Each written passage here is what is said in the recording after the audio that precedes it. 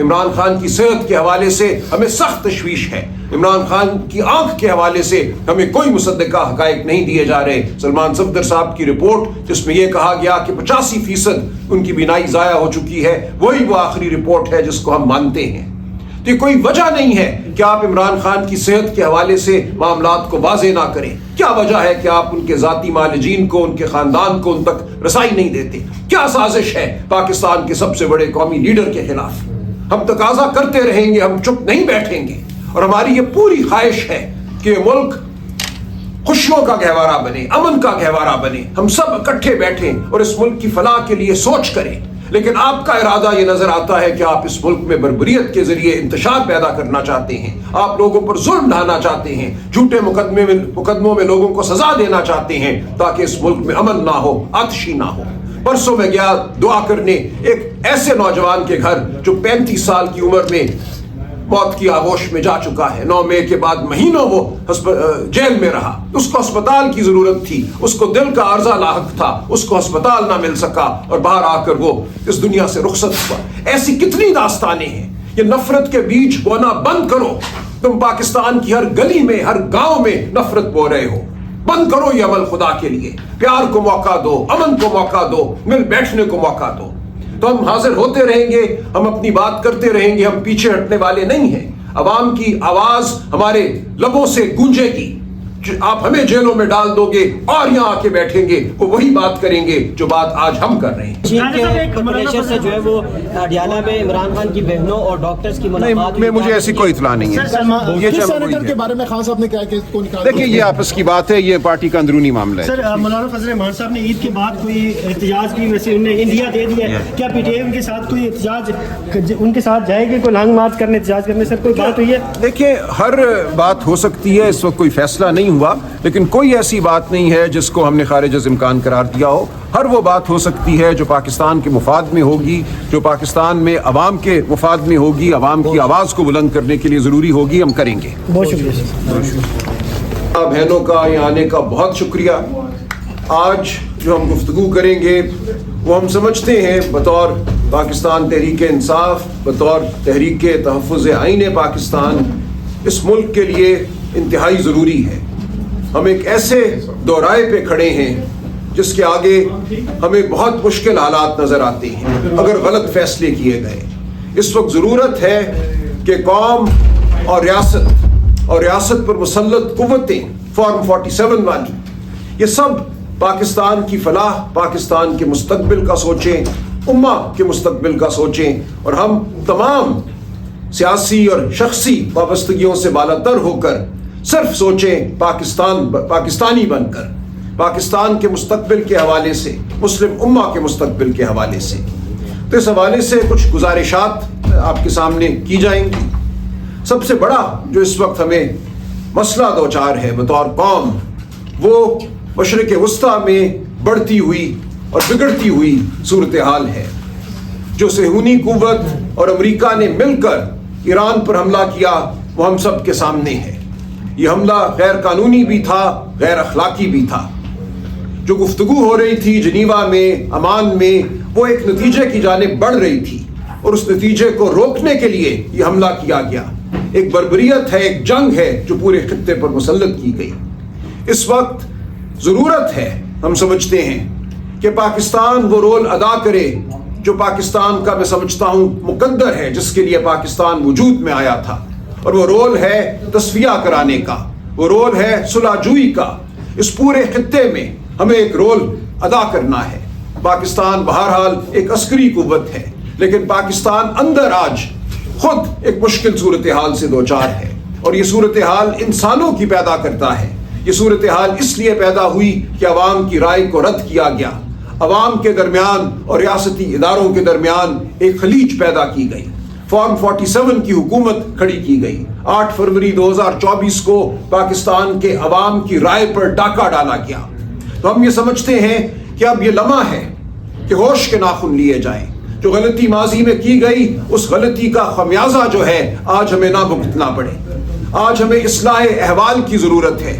ہمیں ضرورت ہے کہ قوم اور ریاست اور ریاستی ادارے ایک ساتھ کھڑے ہوں. لیکن بدقسمتی سے ہم یہ دیکھتے ہیں کہ آج بھی بربریت کا بازار گرم ہے.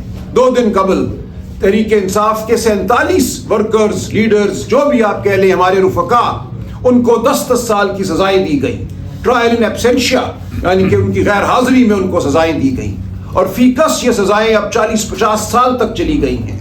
تو نظر یہ آتا ہے کہ اب بھی ادارے اس مہم جوئی میں مشغول ہیں کہ کسی طرح پاکستان میں جمہوریت کو دبا دیا جائے، جمہور کی آواز کو کچل دیا جائے، عوام کو یہ باور کرایا جائے کہ ان کے وجود کی کوئی حیثیت نہیں ہے. لیکن عوام یہ نہیں ہونے دے گی. آج پاکستان کی عوام اپنا فیصلہ کر چکی ہے. یہ فیصلہ اس جارحیت کے خلاف ہے جو ایران پر مسلط کی گئی، اس بربریت کے خلاف ہے جو ایران پر مسلط کی گئی. یہ فیصلہ اس بڑھتی ہوئی اور بگڑتی ہوئی صورتحال کے خلاف ہے جو پورے خطے میں اب رونما ہو رہی ہے. ہم میں سے کوئی یہ نہیں چاہتا کہ مسلمان ممالک ایک دوسرے سے لڑائی کریں، ایک دوسرے پر لشکر کشی کریں، ایک دوسرے کو میزائل ماریں. تو جو کچھ ہو رہا ہے ہمارے دل خون کے آنسو روتے ہیں. پاکستان کی قوم بالکل اس حوالے سے متفق ہے. نہ خون عرب ممالک میں بہنا چاہیے، نہ خون ایران میں بہنا چاہیے. املاک کا نقصان نہ عرب ممالک میں ہونا چاہیے، نہ ایران میں ہونا چاہیے. تو اس وقت پاکستان کو اور پاکستان کی قوم کو وہ رول ادا کرنا ہے، وہ رول جو صلح کا رول ہے، وہ رول جو امہ کی فلاح کا اور مضبوطی کا رول ہے. ہم سب کو اکٹھا کرنے کا رول ہمیں ادا کرنا ہے. لیکن یہ اس وقت تک ممکن نہیں ہوگا جب تک ہم پاکستان کے اندر جو انتشار برپا کیا گیا ہے ایک جھوٹ کے نتیجے میں، اس انتشار کو ختم نہیں کریں گے. اس وقت ضروری ہے کہ وہ قوتیں جو اقتدار پر مسلط ہیں وہ ہوش کے ناخن لیں، وہ جانیں، وہ یہ سمجھیں کہ ایران ہو یا افغانستان میں چپکلش ہو، اس سب کا حل یہی ہے کہ ایک بڑا ہم ڈائیلاگ کا سلسلہ شروع کریں ملک کے اندر اور پورے خطے میں. ہم تمام لوگوں کو بٹھائیں، خواہ وہ افغان نمائندین ہو، اکابرین ہو، خواہ وہ ایران کے لیڈر ہو یا عرب ممالک کے لیڈر ہو. ہم سب نے اکٹھے بیٹھ کر اس مسئلے کا حل نکالنا ہے، ورنہ ہم سب ایک ایسی تباہی سے دوچار ہونے جا رہے ہیں جس کو شاید ہم نے آج تک سوچا بھی نہیں. پاکستان میں جو اس کے اثرات ہیں اس آنے والی تباہی کے، وہ آج بھی نمایاں ہو چکے ہیں. جس طرح اشرافیہ نے، اس اشرافیہ کی حکومت نے عوام پر پیٹرول بم کا حملہ کیا ہے 55 روپے فی لیٹر بڑھا کر، یہ ایک ہلکا سا نمونہ ہے اس آفت کا جو ہم پر مسلط ہونے والی ہے. آپ کے سامنے میں فگر دے دوں گا اس پریس کانفرنس کے بعد. پورے خطے میں کہیں بھی 5% سے زیادہ پیٹرول کی قیمت نہیں بڑھائی گئی.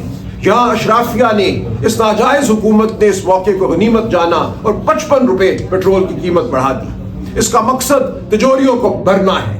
اس کا مقصد یہ ہے کہ 11-12 ارب روپے کا جو گلف سٹریم جیٹ آپ نے خریدا، جس پہ آپ کا ماہانہ خرچہ 4-5 کروڑ روپے ہونا ہے ہمیں بتایا گیا ہے، ان خرچوں کو پورا کرنے کے لیے آپ عوام سے پیسہ چھین رہے ہیں. عوام پر آپ مزید مہنگائی کا بوجھ ڈال رہے ہیں، کیونکہ آپ کو یہ گوارا نہیں ہے کہ اشرافیہ کی جو شاہ خرچیاں ہیں ان کو کم کیا جائے. یہ آپ نہیں کریں گے. آپ اگر کچھ کریں گے آسٹیرٹی کے نام پہ، کفایت شاری کے نام پہ، تو وہ نمونہ ہوگا، وہ دکھاوے کی بات ہوگی. اصل جو معاملہ ہے وہ یہ ہے کہ آپ نے اس ملک میں اشرافیہ کو تحفظ دیا ہے، آپ نے عوام کی آواز کو بند کیا ہے، سلب کیا ہے، تاکہ غریب کے بچے کو نہ تعلیم ملے، نہ غریب کے بچے کو خوراک ملے، جبکہ آپ آسمانوں پر جیٹ طیاروں میں اڑتے پھریں. تو اس نظام کو اب ہمیں بدلنا ہوگا.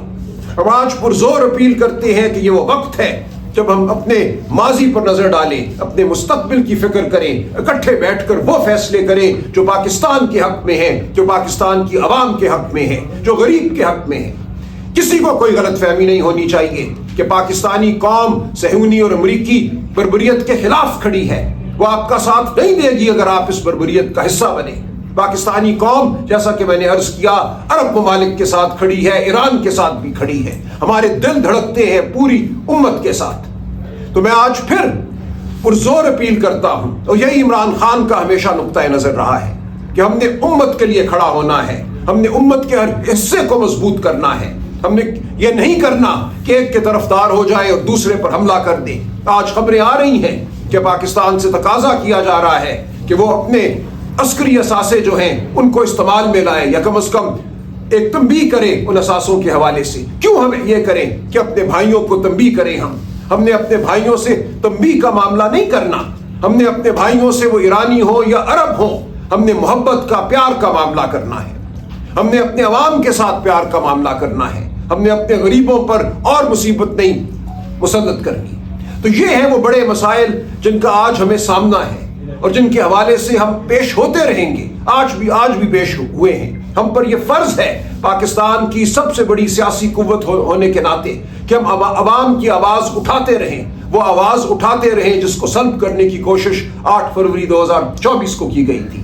جس طرح سے مقدمے چلائے جا رہے ہیں, بابر روان صاحب مزید بات کریں گے, تفصیل سے آپ کو بتائیں گے خطے کی جو صورتحال ہے اور آگے ہمیں کہاں جانا ہے. علامہ ناصر بات کریں گے.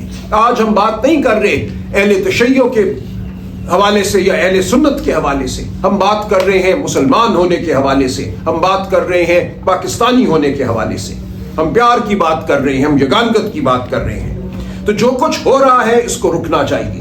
عمران خان اس قوم کی آواز ہے. عمران خان وہ شخصیت ہے جو ایران میں بھی رول ادا کر سکتا ہے, جو افغانستان میں بھی رول ادا کر سکتا ہے. اس کی آواز کو مقید کر کے, بند کر کے آپ پاکستانی قوم پر ظلم ڈھا رہے ہیں. آپ کو یہ رویہ بدلنا ہوگا.